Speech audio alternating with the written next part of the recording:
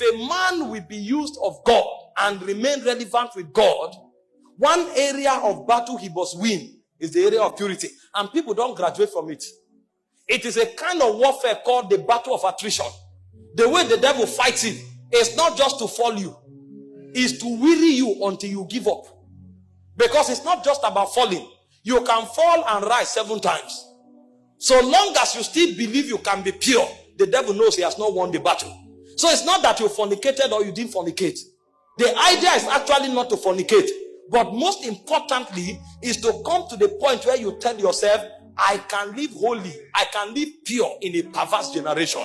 Because what the devil wants to achieve, and the reason why you fall every 3 months, is to get you to the point where you give up and say, Omo, this thing no dey possible.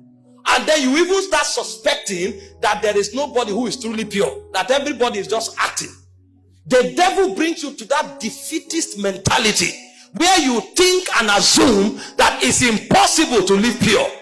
And because of that, you now create a new doctrine. God accepts you as you are. God will accept you as you are, but God will not work with you as you are. You'll see new doctrines that righteousness is a nature, it's not an act. Because they have fought this battle, they feel it's impossible. And so they weaponize it and makes it a doctrine. And that doctrine enslaves many. There are many churches today where immorality is normal. In fact, there is a system of managing it. If you come, you can point at many who are living in it. Pastor is managing it. In fact, there are many quarters today where cohabiting is natural. They feel it's a normal thing.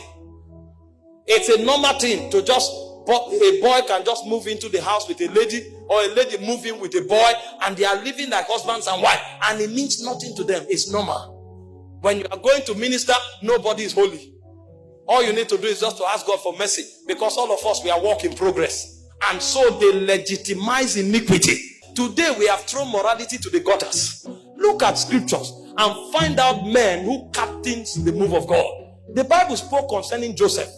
In Genesis 39 verse 9, a woman of a big man in the city threw herself at him. Those days, when you are a man of means in society, you marry the best of women. Just the same way you ride the best of horses. And this woman threw herself to Joseph. Do what you want with me. I am all yours. And Joseph asked himself a question. How can I do this evil and sin against God? How can I commit this kind of evil? Nobody was seeing, but he knew God was seeing. I can't do this. The woman threatened him. I will not do it.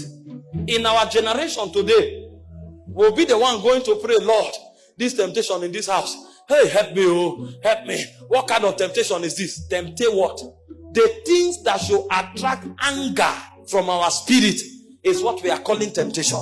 How can a married woman be affectionate towards you because she's beautiful? In our generation, we call it a temptation. It triggered anger in the heart of Joseph. And Joseph said, I will never do it. When the woman eventually accused him, the guy went into prison for 14 years. And there was no record that Joseph regretted of walking in purity. It was never documented that Joseph was angry with God or Joseph regretted for what he did. And suddenly the Bible will say, until the time that his word came. It said the word of the Lord tried it. The move of God in Egypt that saved the whole world was powered by a young boy that understood the place of sexual purity. If Joseph had compromised with Potiphar's wife, probably he would have become the head of the houseboys. He would have been promoted and be given a citizenship right. He would have become a senior houseboy forever. And there wouldn't have been a move of God in Egypt. Many moves of God have been aborted because of 5 minutes of pleasure in immorality. You thought nobody saw you, but heaven was waiting on you. That time when you were battling whether to do it or not, the fate of God was resting on you. The fate of a generation was resting on you. Imagine what would have happened to the world. The whole world would have died of hunger because that move of God was resting on one man. One man. There were not two. Only Joseph knew what to do. Only Joseph. So beyond having authority over senators, beyond having lordship over the house of Pharaoh, he was the lifeline of the move of God for that dispensation. If Moses had fornicated with Potiphar's wife, even his father would have died of hunger. The plan of God for a generation, except God intervened, the world would have been wiped off. People came from all over the world to look for food in Egypt. When Moses was battling to be sexually pure, that's what God was looking at. So heaven was praying for Joseph, because they knew if he fell, the world would have died. Men would have gone into hunger and the earth would have been wiped off. Do you know what is at stake? That 5 minutes that you compromised. Do you know what is at stake? Why do you think every demon will leave here to make sure you fornicate for just 5 minutes? Because they are seeing what you are not seeing.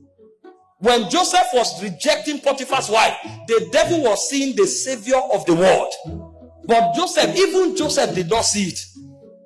May God not disqualify you. Imagine if Joseph fornicated and God said, because you have done this, I will raise another deliverer. What would have been the value of Joseph's life? He would have been a slave forever. But when Joseph made that decision, he saved the world. Daniel chapter 1 verse 8, we saw another testimony of a man who carried the move of God in a corrupt nation like Babylon. They brought things that appetized. And the Bible said Daniel and his friends proposed in their hearts that they will not defile themselves with the portion of the king's meat, because these things are offered to idols. If it's what you need in order to grow fat, allow us to be lean.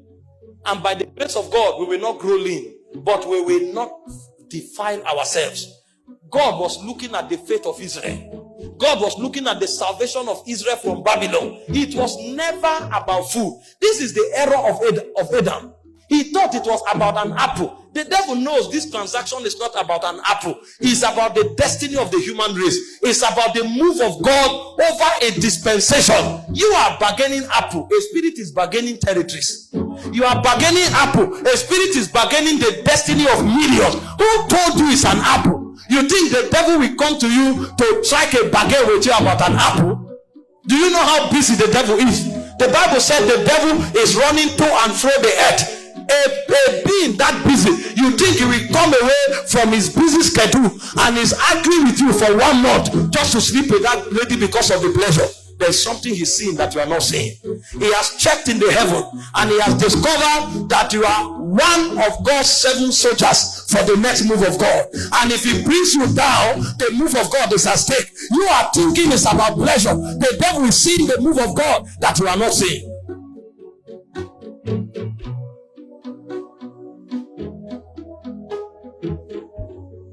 May God open our eyes to see what we represent in the move of God. Some of you who are sitting here now, you don't even have food to eat. But in the next 5 years, you are the one to supply food to Christians in Gombe.